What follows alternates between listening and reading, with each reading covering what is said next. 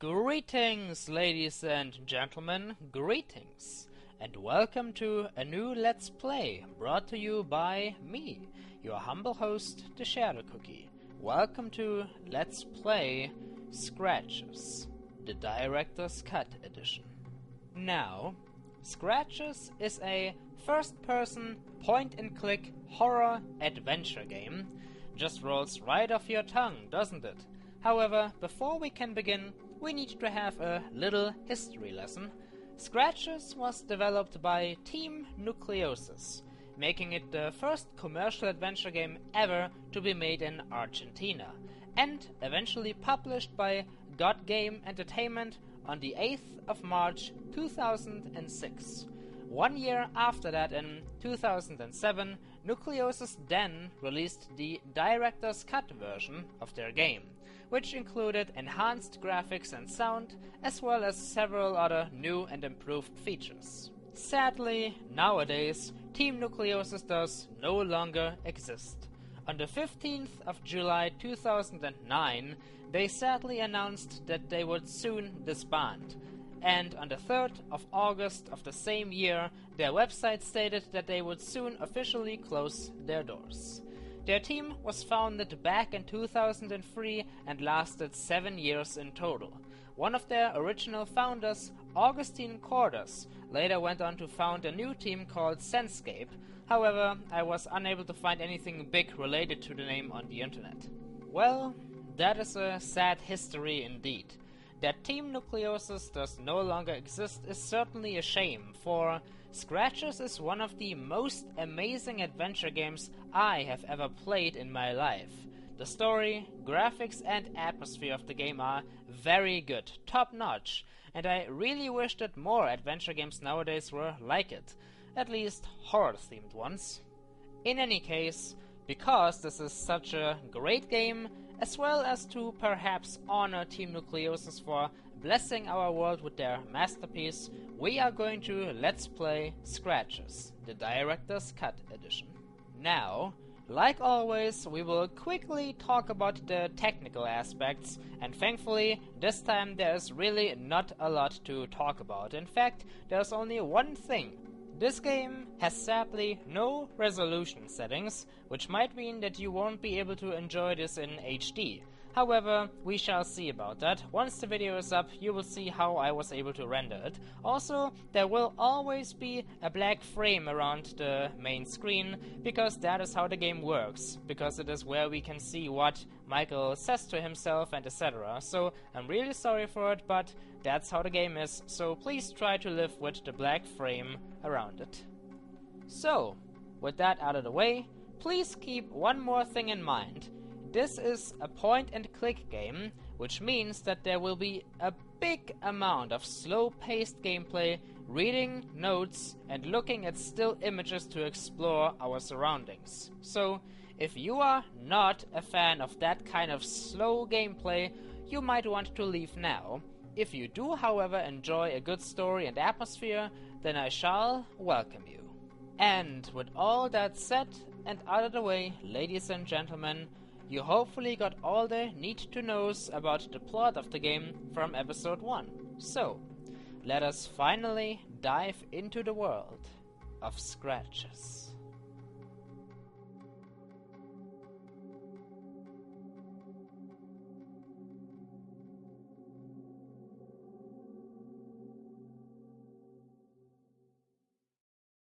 I arrived at Blackwood Manor one cold Saturday morning amidst a thick veil of fog. The weather didn't look good, and there was an unnatural calm surrounding the area, yet I soon became entangled with the place.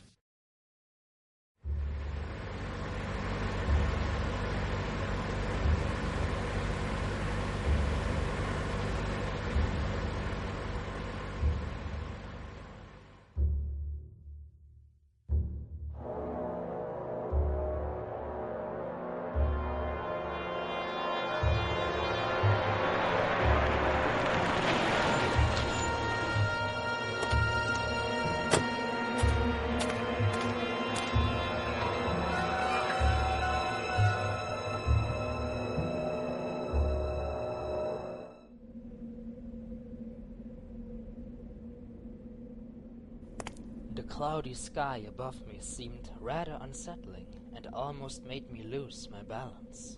I felt a curious urge to run for shelter, and my new home in the distance seemed very inviting. Well, ladies and gentlemen, here we are, Blackwood Manor, the giant Victorian mansion Michael Arthate purchased because he wanted to find an inspirational source for his second horror novel. This is going to be our home from now on, so you all should try to get used to it. Get used to the style, get used to the mood. So, let us begin this awesome game. Since this is an adventure game, I already mentioned that I will go about almost everything as slow as possible, slow-paced gameplay, exploring everything, reading notes and etc. Here is one more warning for you currently watching. If you are not a fan of slow-paced gameplay, you should leave now, because if you are going to leave comments about that I am playing too slow or anything related to that, I will simply ignore them. So, let us begin. First of all, we are Michael Arthate, and we have come here with our trusty car. Sadly, I don't know anything about cars. I am not a car specialist, and I can't for the life of me determine what, trademark or what model this could be. But then again, who cares? All that matters is that this trusty little vehicle brought us here, and it can also bring us away again, if we ever so desire. Now, first of all, here is a nice little bit of trivia. We can explore this gate. However, if we explore this gate before we explore the car, the game will actually crash. A little bug that was sadly never fixed. So if you are going to play this game, leave the front gate alone until you examined the car. And I think I actually used the wrong word there. I said explore the car. Well, it's sort of right, but examine is actually the correct word here. So anyway, first of all, like in any adventure game, we have an inventory, as you can see here. So let's see what we currently got. First of all, we have this, and I just pressed the wrong button. Awesome start. We have this. This is Michael's journal. Anything important that happens, he will write down here. But because we only just arrived, there's nothing yet. So, close it again. I would love to close it, but I don't know how. There we go. Haven't played this game in such a long time. Really need to get used to it again. What else do we got? This is the magnifying glass. This is actually not an item we are currently holding, but with this we can examine items. We can find out more about them. Let's see if it works on the journal. It was my journal. Yes, indeed, it works. So, what else do we have? Looks like a golden key. What could it be? I already have a guess, but am I right? It was the key Jerry gave me to Blackwood Manor. So, yeah, you already heard in the intro that we have a friend named Jerry Carter, who is a real estate agent, and he helped us to get this mansion in the first place and also got us the key. And last but not least, we have two big-looking bags. So what could be inside? Bag number 1. The suitcase was holding some of my stuff and was awfully heavy. Well, I guess we better try to find a place to put it down soon. And the second one? My loyal typewriter was inside that case. Of course, every writer needs a typewriter, at least in this period of time. So, yeah, that's about all we can do with our inventory at the moment. I'm pretty sure all of you are very curious about what will await us inside Blackwood Manor, this old-looking building up ahead. But first of all, we are not yet done with this place. Let's check out the car, because why the hell not? So, here we have the interior. And there is really not a lot I think we can do in here. Still though, there is the glove department, glove locker, glove box, whatever you want to name it. And even though in typical adventure game fashion you should open up everything you can see, this is also a bit logical, because as you can see, there is our car key in there, and I would really feel uncomfortable to just leave it back, just leave it behind here in the middle of nowhere, so let's take it with us. So, come with me, little key. There, makes me feel much safer. And that is about all we can do with our car. We will just leave this trusty vehicle here because, honestly, who in their right mind would come out into this forest to try and steal an old car. I really don't think anybody would be that foolish. Let's see, is there anything else? Ah, here we go. It was the boot of my car, which, considering my non-existent technical expertise, I hoped I would never need to open. Oh, Michael, I like you already. You know nothing about cars, just like me. We are going to be very good friends. So, we shall just leave this green vehicle here, and now we can take a look at the gate, because the game will no longer crash. The imposing main gates were guarding the entrance to the manor. Yes, indeed. Well, it doesn't really look that imposing. I think I've seen heavier gates in my life already, but still, I don't think you can just crash through here if the gate is actually locked. Even if I wanted to leave, I could not do so on foot. That probably means that Rothbury is pretty far away from this manor, so if we wouldn't have our car here, we would be stranded in the middle of nowhere. Thank God for the vehicle. So, anything else? Why, of course, we have a mailbox here. A very nice looking one at that. But sadly there's nothing inside. Well, who would send me a mail anyway? I've only just moved in. Which makes me wonder, why the hell would anybody abandon such a giant mansion? Sure, it may look old now, but why would they just leave it? Why would they sell it? Maybe it got too expensive. Maybe the wife didn't want to live here in the middle of nowhere anymore. Nothing I really know. So, let us approach our new home. As you can see, this is how the game works, the main mechanic. In most adventure games nowadays, you simply see the person you're controlling and you tell the person where to go. However, here, we have everything in a nice first-person view, and I really like the style. It's a shame that not more games use this nowadays. So, we could either head towards the mansion, but I spotted a garage. You could either call it a garage or a shack, I don't know, a tool shack perhaps. Let's see. Pretty old looking, wooden, and oh my, this doesn't look too good. A hefty lock was preventing my entry to the garage. I would really love to know what's inside, probably just tools, but you never know. I have some wood here. And a few old barrels, and oh my, they are rusty. Somebody hasn't taken care of this place in a long time. Can we do anything else? There was no way I could open it with my bare hands. Well, looks like the interior of the garage is going to be a mystery for now. Oh well, maybe we can find the key to the garage inside the manor. So, about my surroundings, I have to say, I mentioned this already in other Let's Plays, but I personally would never ever love to live in a forest. I don't really know why, it's just that you are in the middle of nowhere, surrounded by trees. It's like there is no civilization. This is the sort of place where, for example, animals live, or maybe even people who, think that they can just break in to make a quick buck. That's one of the main reasons why I don't like to live in a forest, and thankfully I don't. Because you have an open area all around you. You never know if there is somebody there or not, if it's totally abandoned or not. I simply don't like it. I prefer to live in a community where I know that there are people living next to me. So anyway. And besides that, I just don't like the forest because I love horror. And horror often happens in a forest. It's quite ironic, isn't it? I love horror so very much, but then again I don't like the places in real life where horror could actually take place. So, let's see. I have to say though, this is a very nice, do you want to call it a, street? Nah, it's just a walkway. But I like these rocks. It's nice and colorful. Something I can't really say about the rest of the place. Oh my, now we have a closer look at the mansion. This place looks old. Oh my. What do we have here? A well. But, oh my. I'm saying oh my a lot, I know. This water doesn't really look all that good anymore. Not really drinkable. Somebody should exchange this.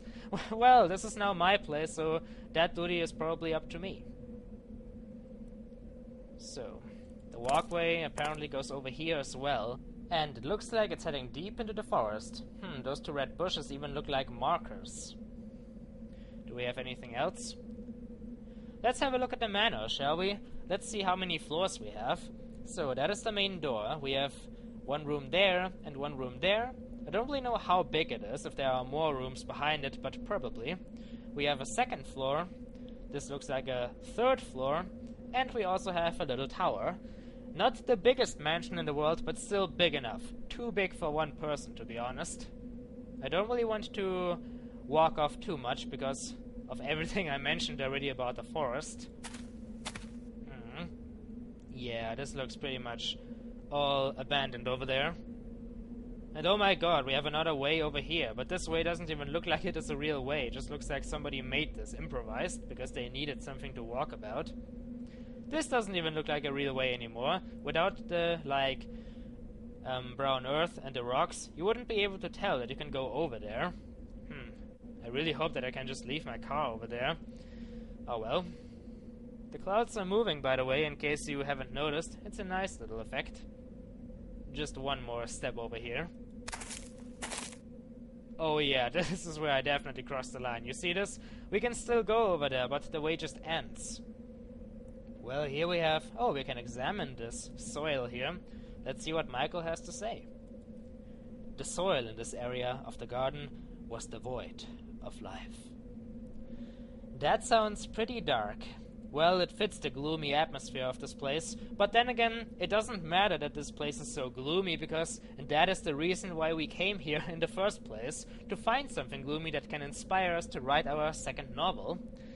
Well, I don't think Michael will tend to the garden anytime soon anyway, so whatever. Oh yeah, now we can see the manor from the side, and it definitely is bigger than it looks from the front. We still have a huge segment over here.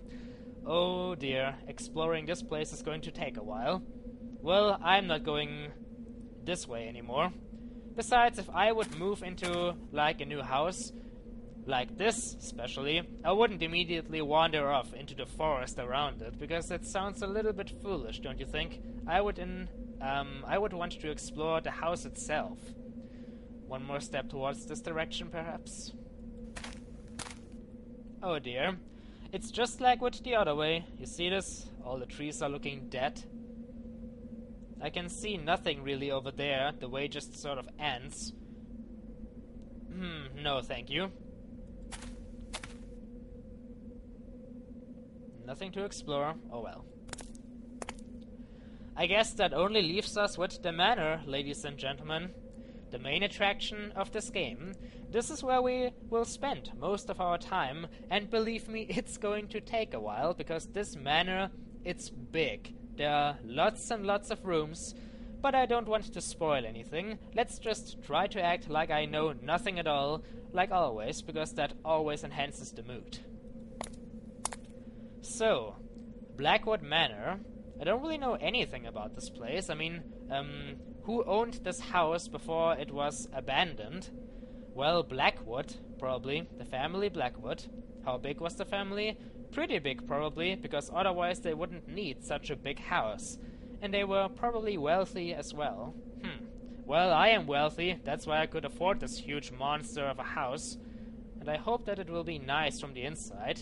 The outside definitely looks like it has deteriorated quite a bit over the course of time.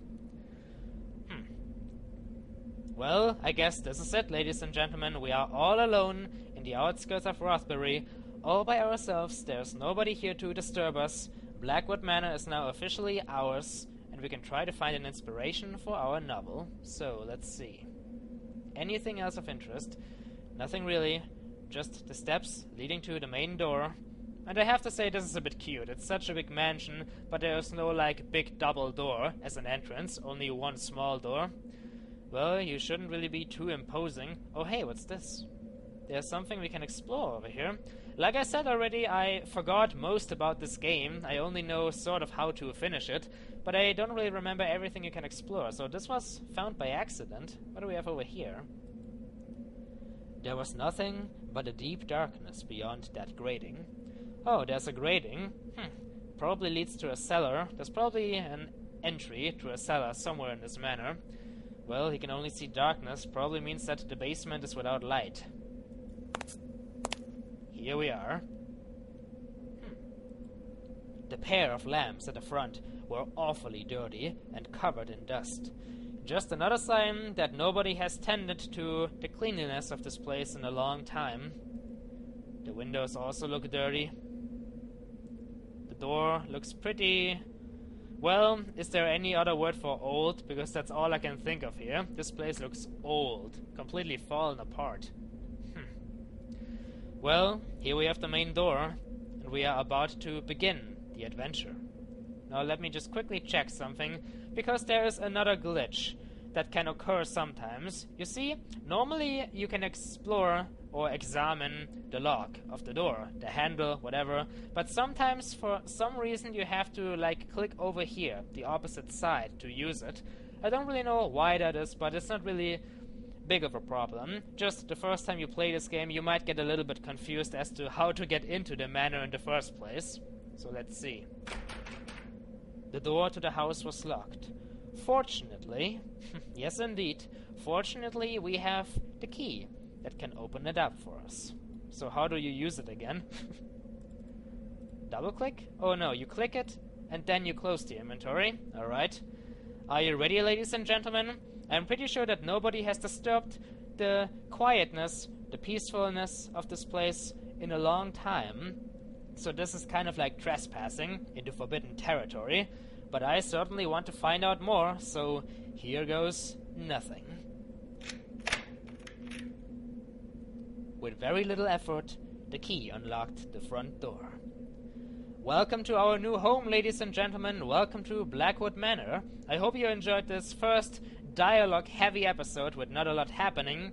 And when we come back with Let's Play Scratch's Director's Cut, we are going to start to explore our new home, to find inspiration for our novel, as well as to maybe find out more about this place, who it belonged to, what the family was like, everything basically.